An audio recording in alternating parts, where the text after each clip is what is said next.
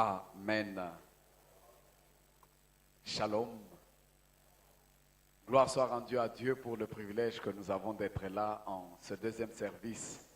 J'ai béni Dieu pour cela et j'aimerais être reconnaissant à notre papa, à notre pasteur pour sa confiance en acceptant que l'on prenne parole à sa place en ce deuxième service. Il aurait bien voulu être là, mais pris encore par d'autres charges, il a bien voulu que nous venions prendre parole en sa place. Voilà pourquoi nous sommes là.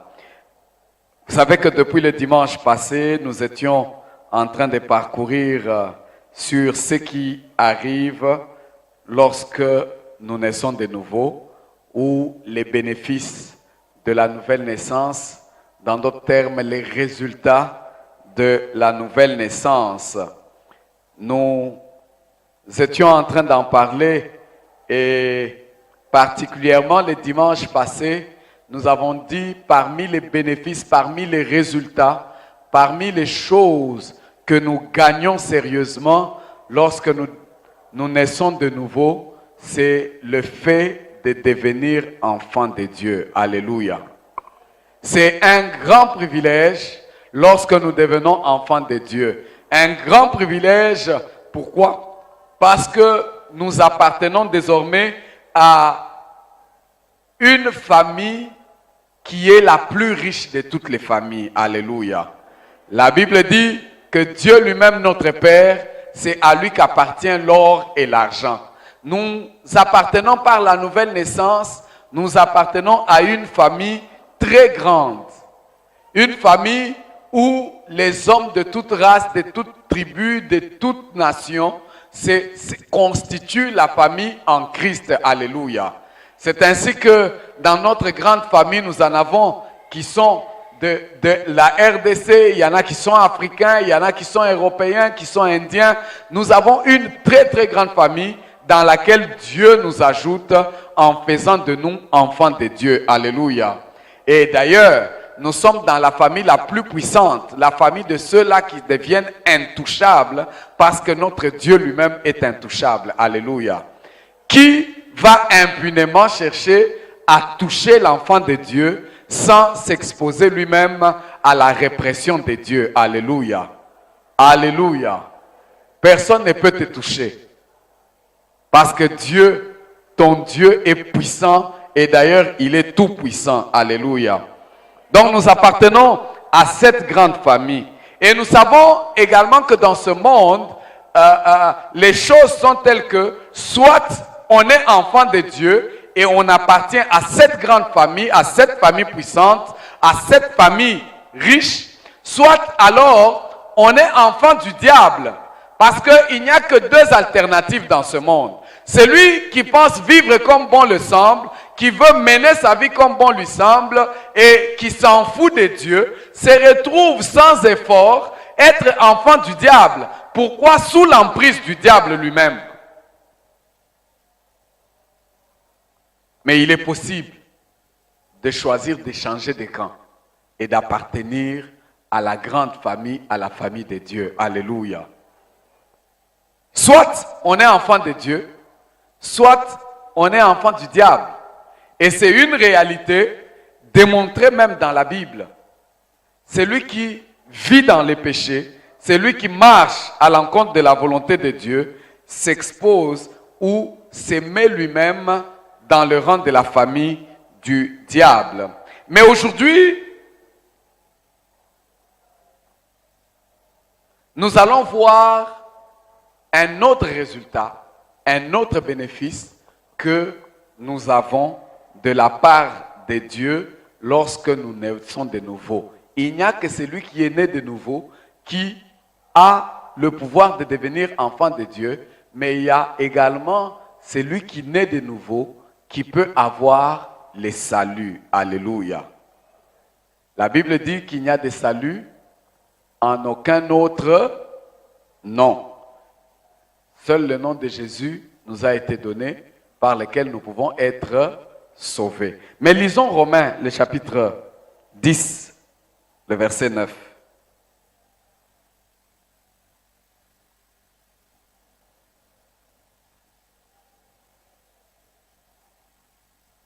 Vous y êtes? Romains 10, verset 9. Il est écrit ceci. Si tu confesses de ta bouche le Seigneur Jésus, et si tu crois dans ton cœur que Dieu l'a ressuscité des morts, tu seras sauvé. Alléluia. Tu seras sauvé. Le salut, c'est le deuxième résultat que nous obtenons lorsque nous naissons de nouveau. Celui qui est né de nouveau, non seulement devient enfant de Dieu, mais il est sauvé. En parlant de quelqu'un qui est sauvé, on voit une personne qui vient d'être délivrée d'un danger quelconque. Lorsque l'on délivre quelqu'un d'un danger, on dit « Ah, il est sauvé ».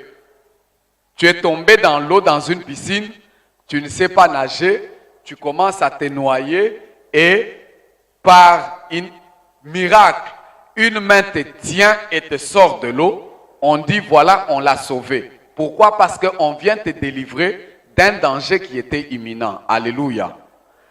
Et lorsque l'on parle également de quelqu'un qui est sauvé, c'est quelqu'un qui vient d'être préservé du mal. Ça veut dire que toi, tu ne savais pas qu'en sortant, il y a un grand poteau d'installation, par exemple, de l'électricité qui allait tomber juste là où tu étais. Donc, comme par intuition, mais alors que c'est Dieu qui est en train de le faire, tu fais un pas, deux pas, trois pas, là où tu étais, le poteau tombe. Donc, Dieu t'a préservé d'un mal qui pouvait t'arriver. Et là, on parle également du salut. Donc, le salut de Dieu, c'est que Dieu peut aller te chercher même dans le cœur du danger pour t'y sortir. Ou alors, Dieu peut te préserver pour que ce danger-là ne puisse pas t'arriver. Est-ce que quelqu'un me suit? Alléluia. Et le salut de Dieu, il est justement comme ça. Dieu va nous chercher dans le camp du diable. Là où nous étions déjà prisonniers, nous étions déjà pris, il nous sort de là. Par la nouvelle naissance, Dieu met sa main, il nous tire du danger où nous étions. Alors que nous étions destinés à la mort, nous étions déjà, comme quelqu'un dirait, tout était fini pour nous, mais Dieu nous sort de cette situation-là. Dieu nous sauve. Alléluia. Et le salut que nous avons en Christ, c'est quelque chose d'extraordinaire, bien-aimé. Ce n'est pas quelque chose de simple, ce n'est pas quelque chose de banal, mais c'est une chose extraordinaire. La Bible dit, et c'est dans Jean 3,16, c'est Jésus qui dit, il dit, car Dieu a tant aimé le monde qu'il a donné son Fils unique afin que quiconque croit en lui ne périsse point, mais qu'il ait la vie éternelle. Alléluia. Dieu ne veut pas la mort d'un pécheur. Il ne veut pas que tu meurs et que tu sois enterré dans le péché. Mais il voudrait que tous parviennent à la vie. Il voudrait te sortir de ce danger-là. Voilà pourquoi Jésus-Christ était venu. Alléluia. Beaucoup de gens pensent qu'ils ont la vie parce qu'ils ont le souffle. Ils peuvent marcher, ils peuvent se promener. Ils se disent de toutes les façons, nous mangeons tous. Nous buvons, nous dormons, nous nous réveillons, nous allons au travail et que le compte est bon. Non, non, non, non, non, non, non. C'est une erreur que de penser comme ça. Parce que ils vivent, parce qu'ils ont le souffle de vie.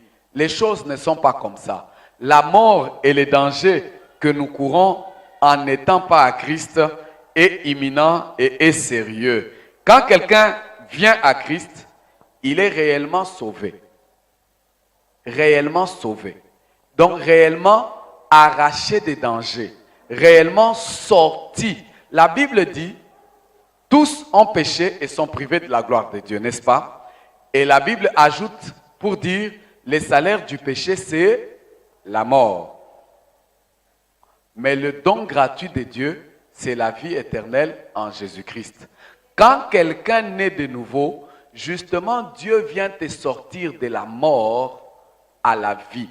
Dieu te ramène de la mort à la vie, pour que tu ne cours pas les dangers de mourir et de mourir éternellement. Alléluia. Alléluia. C'est comme ça que la vie sans Jésus est une vie qui nous mène lentement mais sûrement à la mort. Quand toi tu penses que je vis, je suis là, je me promène, de toutes les façons je travaille comme tout le monde, mais sans Jésus-Christ, tu es en train de marcher lentement mais sûrement vers la mort. Et une mort qui peut même devenir atroce selon les cas de comment est-ce que tu as marché. Une mort qui peut devenir difficile à soutenir. Mais quand nous venons à Christ, il change tout. Si le salaire du péché était la mort, et que c'est la mort qui était le salaire des pécheurs, mais en venant en Jésus-Christ, Dieu change notre salaire. Il déchire, n'est-ce pas, cette condamnation qui nous a menés à la mort. Il change notre salaire pour nous donner la vie et la vie de Dieu. Alléluia. Il ôte la mort qui pesait déjà sur nous pour nous donner la vie. Alléluia. Parce que Dieu, justement, veut nous sauver. Vous savez, c'est lorsque l'on va, par exemple, dans des endroits comme dans des hôpitaux, que l'on peut se rendre réellement que Dieu sauve les gens. Alléluia. Dieu sauve réellement les gens. Et il sait t'arracher du danger alors que tu te trouvais. Et certainement qu'on en parlera plus tard. Quelqu'un comme David pouvait comprendre Dieu. Il dit, même quand je me retrouve dans les filets de l'oiseleur, vous savez quand les filets ont déjà pris un oiseau, l'oiseau peut se débattre dedans et ne saura pas où aller. Mais David dit que lui, son Dieu, c'est celui qui les délivre du filet de l'oiseleur. Donc Dieu vient, comme par une main invisible, il rend les filets de l'oiseleur et l'oiseau s'échappe et part. Ouf, je suis sauvé. Ça, c'est ce que Dieu fait de toi. Alors que tu t'es promené dans le péché et que tu vivais comme bon te semble là, Dieu regarde, il est en train de parcourir, il envoie des messagers pour te dire, moi je suis prêt à te tendre la main pour te sortir, pour te délivrer justement de là où tu te trouves. Et si tu veux, tu n'as qu'à accepter. Et en acceptant, en croyant de son cœur, en confessant de sa bouche le Seigneur Jésus-Christ, en les recevant, lorsque nous naissons de nouveau, automatiquement Dieu nous prend. Peu importe les filets dans lesquels on se trouvait déjà. Dieu met sa main et il nous fait sortir, il nous donne le salut. Alléluia. Alléluia. Et nous devons le savoir, parce que c'est seul lui qui est capable de pouvoir justement rompre les salaires de la mort qui nous était réservé et le remplacer par la vie qui nous donne. Attention, un homme sans Christ vit dans les péchés et il mérite la mort, parce que c'est ça ce que la parole de Dieu dit. Mais en venant à Christ, le Seigneur nous fait justement échapper de cette mort-là. Il nous sauve. Il nous sauve. Et ce matin, nous étions très heureux parce que justement, papa était en train de nous parler de ce salut que Dieu nous apporte. Vous savez, j'ai évoqué tout à l'heure les hôpitaux. Lorsque vous allez dans un hôpital, les médecins donnent des soins. Quelqu'un peut venir, il vient, il est presque même mort. Les médecins regardent, les signes vitaux sont partis. Mais on essaie la réanimation, on donne certains médicaments et puis paf, la personne revient. Les médecins n'ont fait que donner des soins. Mais la guérison, le salut vient de Dieu. Alléluia. Alléluia. C'est comme ça que vous verrez d'autres personnes, ils sont là, on donne tous les soins avec tout l'argent qu'ils pouvaient avoir. On va même chercher les spécialistes les plus intelligents de la planète et on vient et puis ça lâche. On se dit, on a tout essayé, on n'a pas pu. Dieu en a décidé autrement. Donc, les saluts nous viennent de Dieu à tout point de vue. Même les saluts sur le plan physique de notre corps. Alléluia. Dieu est celui qui nous guérit. Il est celui qui nous donne la bonne santé. Nous avons eu une illustration ce matin. C'est celle de voir comment est-ce que Dieu nous a constitués. Est-ce que chacun peut se regarder? Et est-ce que chacun peut s'imaginer que toute cette beauté-là, renfermée en vous, tout n'est que sable, n'est que terre, n'est que la terre. Dieu a pris la terre, il l'a formée, il a sculpté et ce sable-là est devenu toi et moi à cause d'une seule chose, le souffle de l'Éternel. Alléluia. C'est le souffle de l'Éternel qui a fait que toi, tu sois vivant, que tu marches et que tu vives tel que tu vis. Et nous avons retenu ce matin que c'est la volonté de Dieu que ton corps là que tu vois soit toujours en bonne santé. C'est la volonté de Dieu. Donc Dieu veut que nous soyons en bonne santé. Que tu ne tombes pas malade. Et surtout que la maladie ne t'emporte pas. La volonté de Dieu est que nous soyons en bonne santé. Pourquoi Dieu veut que nous soyons en bonne santé?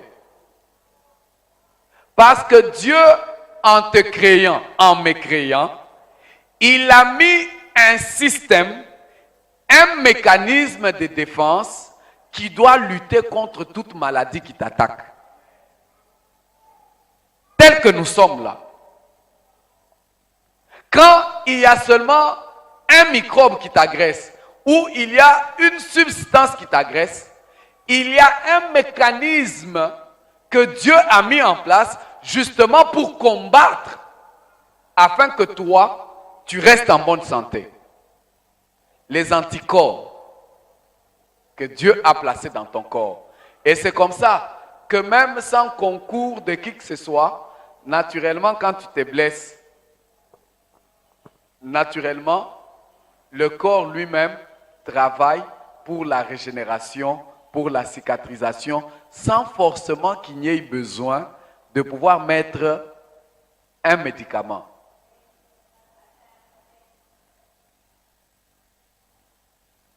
Combien de fois quelqu'un s'est blessé dans la bouche et que cette plaie-là a séché sans que tu ne mettes alcool et mercurochrome? Et Dieu a mis ces mécanismes-là, non seulement dans toi. Et regardez même, Dieu est allé loin. Dieu va mettre ces mécanismes même chez les animaux. Regardez un chien qui s'est blessé.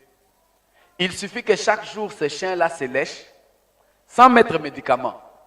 Restauration il y a. Si Dieu l'a permis pour les animaux, à combien plus forte raison il veut que toi, l'homme, tu sois en bonne santé? Alléluia. Il a permis pour les animaux qui ne sont même pas à son image, qui ne sont pas à sa ressemblance, mais parce que étant seulement ces créatures, Dieu leur a doté de ce système-là. À combien plus forte raison, toi qui es fait à la ressemblance de Dieu, Dieu tient à ce que tu sois en bonne santé. Voilà pourquoi toute maladie qui était en train de te déranger maintenant là, les anticorps vont se lever, se renouveler, les attaquer pour que toi tu sois régénéré. C'est la volonté de Dieu que tu sois en bonne santé. Peu importe le nom de la maladie. Alléluia. Et Dieu ne s'est pas arrêté là-bas. Parce que Dieu savait que le diable, Satan, et d'ailleurs le pasteur nous l'a dit ce matin, quand vous regardez Job, la maladie de Job, c'est Satan qui était à la base. Certaines maladies également, Satan est à la base. Il cherche à nous détruire. Mais c'est peut-être parce que Job n'avait pas la révélation. Aujourd'hui, toi et moi, nous avons la révélation. La parole de Dieu nous dit des choses pour lesquelles on ne va même pas permettre au diable d'injecter ne serait-ce qu'un peu pour nous faire tomber malades. Alléluia. De 1, à la croix, la Bible nous dit que Jésus a porté toutes nos maladies, il a porté toutes nos infirmités. Alors toi qui es en Jésus-Christ, pour toi et pour nous qui sommes en Jésus-Christ, le salut de Jésus-Christ qu'il a pris pour nous déjà à la croix, le salut qu'il nous apporte quand nous croyons en lui et que nous devenons ses enfants, quand nous sommes nés de nouveau, parmi ces saluts-là, il y a la guérison des maladies. Il avait déjà porté nos maladies, il avait déjà porté nos infirmités, il avait déjà porté toutes les malédictions. Voilà pourquoi toute maladie qui t'est lancée, que ce soit par des gens de mauvaise foi, que ce soit par l'initiative de lui-même, le diable en personne, ou ses démons, que ce soit par les sorciers, peu importe, maladie spirituelle, j'étais spirituellement ou physiquement, Dieu avait déjà porté à la croix et toi tu es sauvé. Alléluia. Nous avons le salut. Et la meilleure des illustrations que nous avons eues, qui doit t'encourager à savoir que, en fait, Dieu s'investit pour que tu sois en bonne santé. Ouvre bien tes oreilles. Vous savez que si nous mourons, nous redevenons poussière. Hein? Quelqu'un a déjà vu un tombeau d'une personne qui était déjà décédée depuis très très longtemps. Vous n'allez même pas trouver les os. Vous allez trouver la terre. La terre. Donc, on rentre vraiment à la poussière quand on meurt. On se décompose, on rentre à la poussière. Jésus-Christ, quand il est décédé, décomposition allait commencer. Parce que c'est un processus normal. Mais la Bible dit, c'est l'Esprit de Dieu qui avait ressuscité Christ.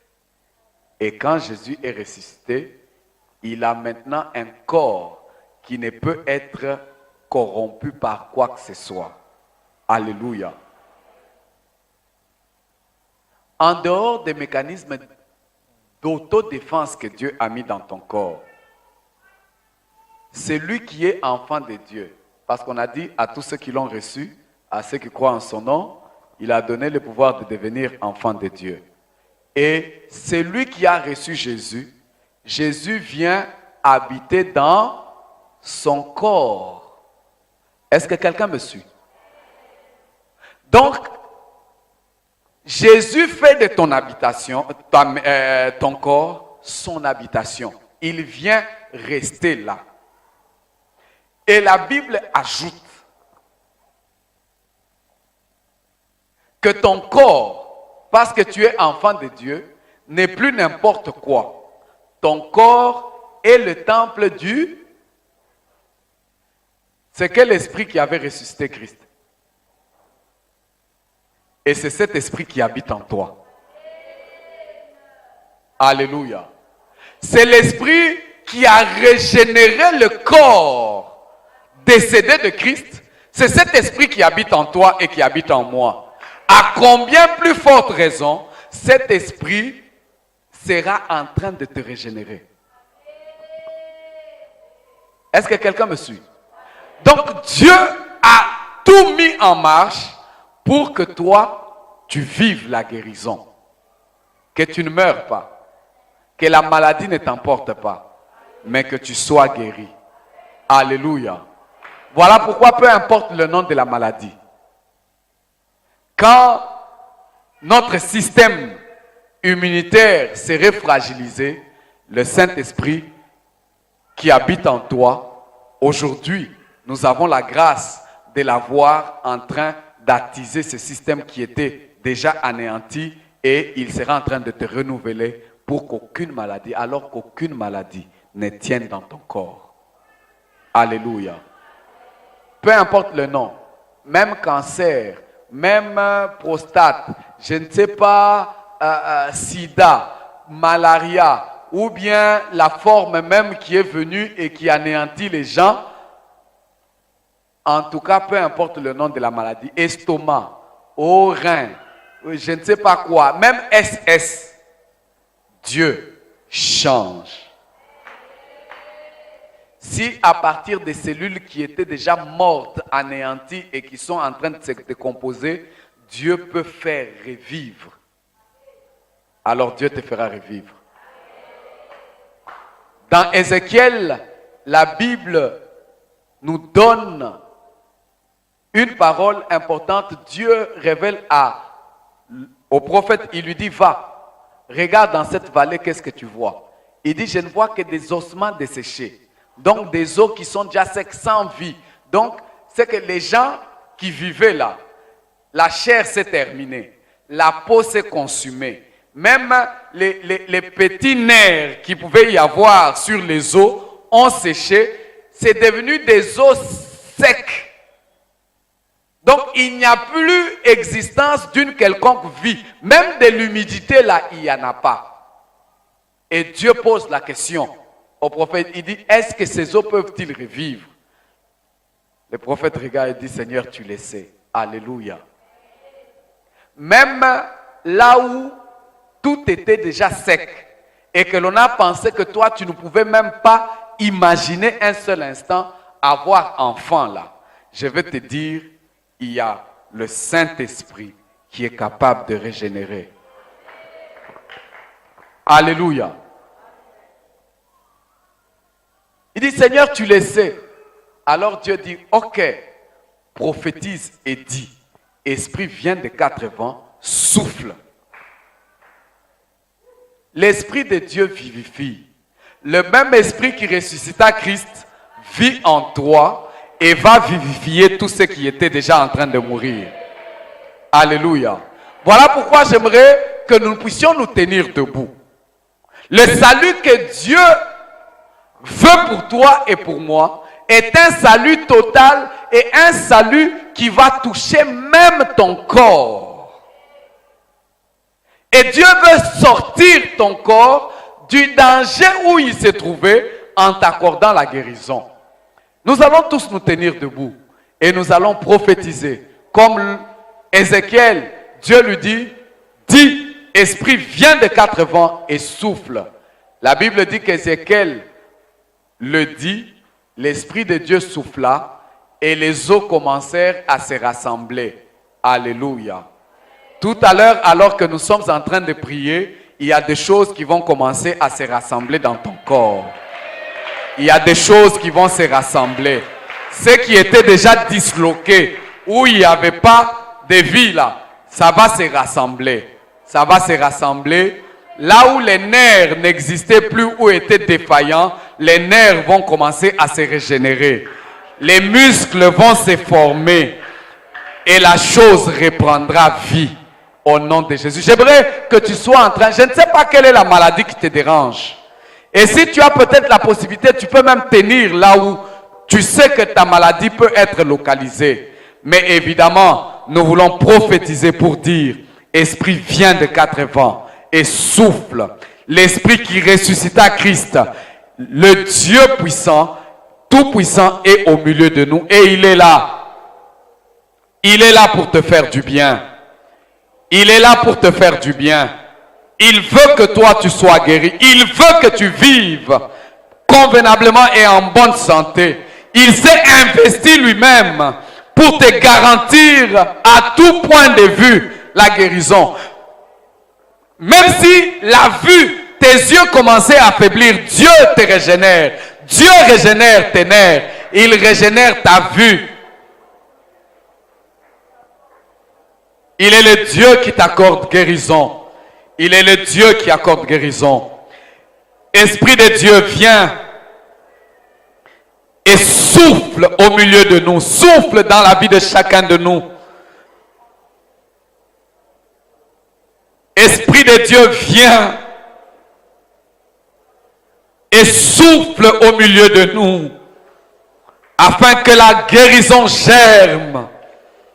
Que là où la mort prenait déjà place, que la mort cède la place à la vie, que les cellules qui étaient en train de mourir renaissent et revivent encore, que les nerfs qui étaient défectueux soient rajeunis et réanimés. Éternel Dieu Tout-Puissant,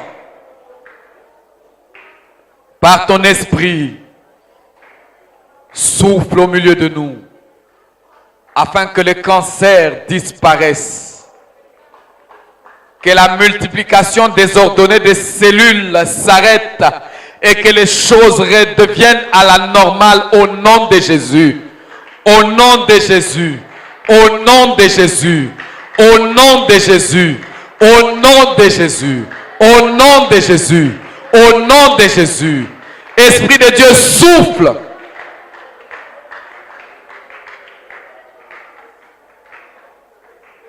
Et que toi, maladie, tu laisses place maintenant au nom de Jésus. Peu importe ton nom, peu importe ta gravité, tu n'as plus droit de citer dans le corps de mon frère, de ma soeur. Maintenant, au nom de Jésus. Au nom de Jésus. Au nom de Jésus. Tu as été vaincu, maladie. Tu n'as plus de place dans ce corps. Car ce corps est le temple du Saint-Esprit. Et le Saint-Esprit régénère toutes choses. Alléluia. Alléluia. Alléluia. Au nom de Jésus. Maux de tête, je ne sais pourquoi, maux d'estomac, défaillance du foie, attaque dans quelques organes que ce soit. C'est fini votre règne, tout redevient normal. Tout reprend un fonctionnement normal. Et d'ailleurs, mieux même, un fonctionnement des organes d'enfants. Un fonctionnement des organes rajeunis. Au nom de Jésus. Au nom de Jésus. Au nom de Jésus. Au nom de Jésus. Au nom de Jésus. Puisque c'est le même esprit qui ressuscita Christ qui vit en nous, qui demeure en nous. Maladie, tu n'as plus de place. Le salut de Dieu est complet et total. Notre délivrance est totale. Et toi, maladie, qui voulait mener à la mort, finis ton règne. Au nom de Jésus. Là où les choses avaient séché, la vie revient au nom de Jésus. Les organes qui mouraient reprennent vie au nom de Jésus. Au nom de Jésus.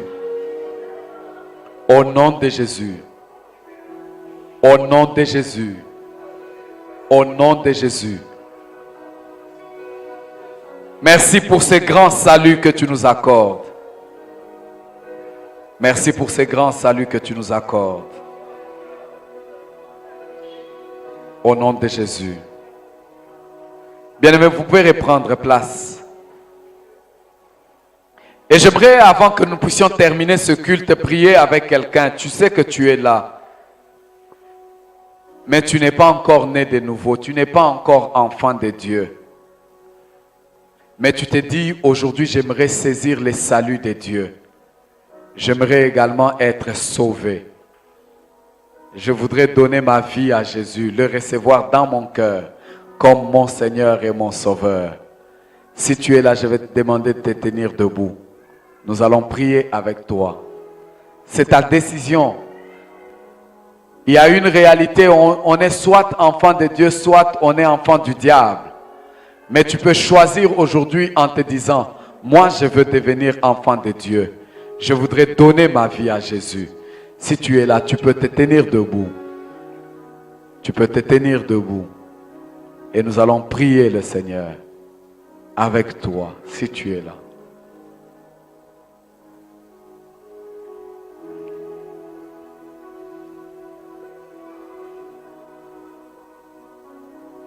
Père éternel Dieu, nous te prions et nous voulons que ton salut soit manifeste dans nos vies. Et merci parce que le diable ne peut rien contre nous. Nous sommes sauvés. Tu nous as mis au large. Nous sommes hors de portée de Satan. Parce que toi, notre Dieu, tu es vivant. Et nous nous attachons à toi, Seigneur. Merci pour cette grâce. Merci pour ton salut.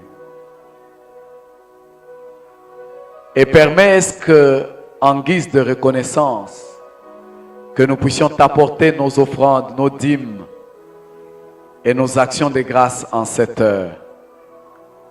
Te prions afin, éternel Dieu des armées, que tu les agrées et que tu bénisses, ô mon Dieu, chaque main qui l'apporte et que tu bénisses l'œuvre à laquelle sont destinés tout cet argent. Au nom de Jésus. Amen.